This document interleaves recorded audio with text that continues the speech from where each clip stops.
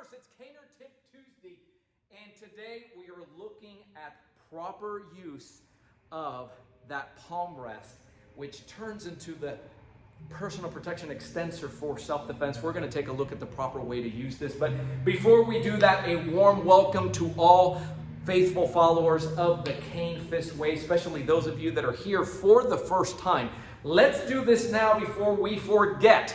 Hit the subscribe button and the little bell icon so that you don't miss any future content, and avail yourself of the no-cost bonus, which is the Cane Clarity Call. All you're going to do is text the letters CCC to 305-745-7839. We will jump on a call in less than 24 hours. You will have a game plan, a blueprint as to how to make cane training, regardless of where you are in the world, work for you. Make this thing functional.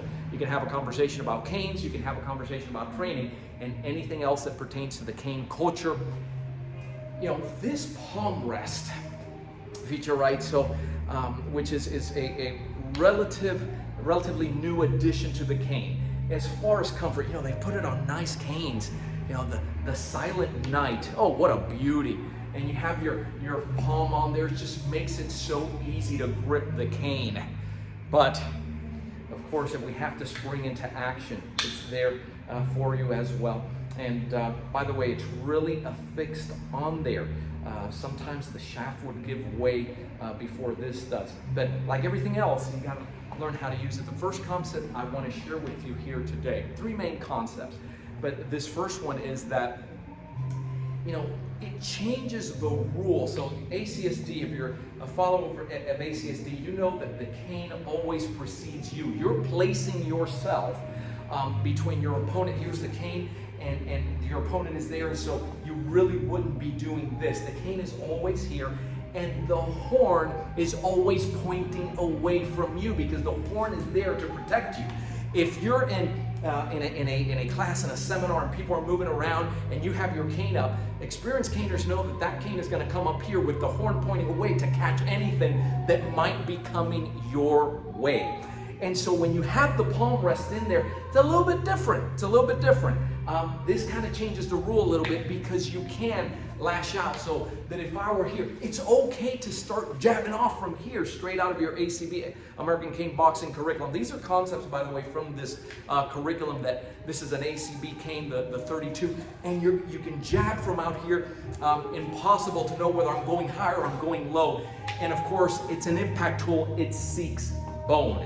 So let me show you just straight, and if I had a situation here, of course you can always lash out, but if I'm holding this cane here, this is your standard. We went from here to here and say, hey, I don't want any trouble, because you want to be able to catch anything.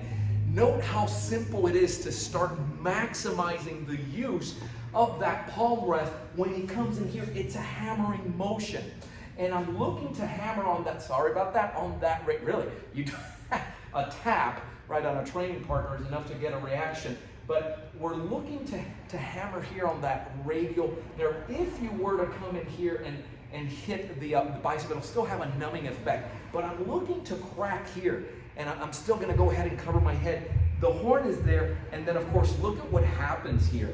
Whether you're going to the diaphragm, to the sternum, or if this is a situation that warrants you going to the throat, it leaves it wide open for you to do that. And it's such a simple movement.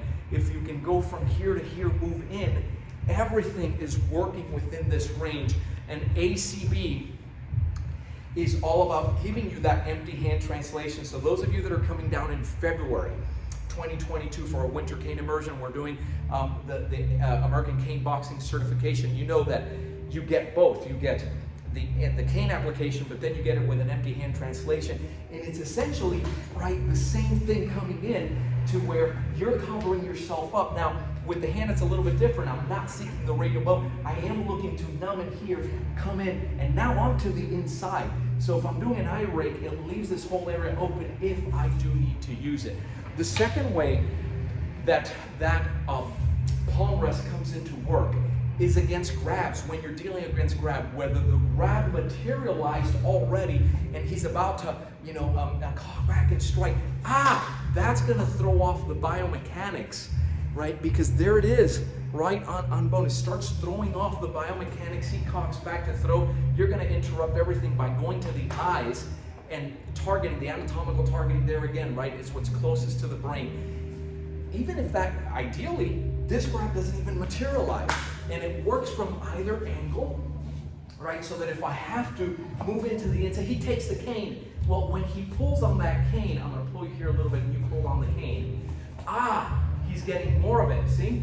Because I got him caught in there, right? And I don't get real picky as the hand comes in, whatever it might be, the thumb it might be. But see how the cane is already coming towards him? The natural reaction is to want to stop that cane. When he does that, that's going to happen. And of course, with the empty hand, it works the same way, right? So you're going to be you get the translation to that. You got to have the cane and the empty hand. That's the original American cane self-defense system.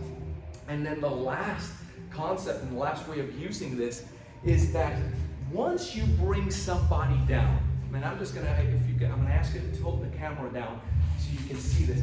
Again, I'm caught in a situation that I can't get out of this. He decides to lash out. I came in here, boom, I brought him down. Now, I can take that, and it's not where the rule is over. I don't have to turn it over. If I'm coming in, I can go ahead and tilt here. Let's see if we can get it from this angle, because look at where I'm going. I'm going to the knee, or I'm going out here onto the ankle, to the lateral malleolus, right, that ankle bone, this area. Note that I'm not coming up here to the arm. Now, if you extend the arm, which is the natural reaction, you're gonna hit that ulnar bone and incapacitate the arm.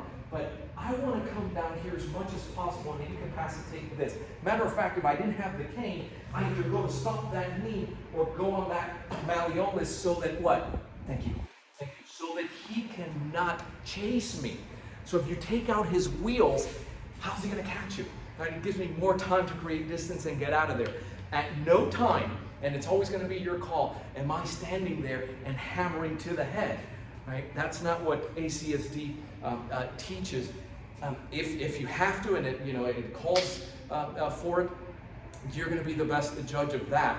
The systems, it allows you to escalate or de-escalate. But now you have this that you can use as a hammer, and the rule there is more flexible. It doesn't always have to be like this. I don't have to turn it. So those are 3 ways that you can turn that palm rest, which is really comfortable to walk around with. I mean, just the ergonomics of doing this. And it's featured on certain canes. They already come with it. Sometimes you can request it with the proper training.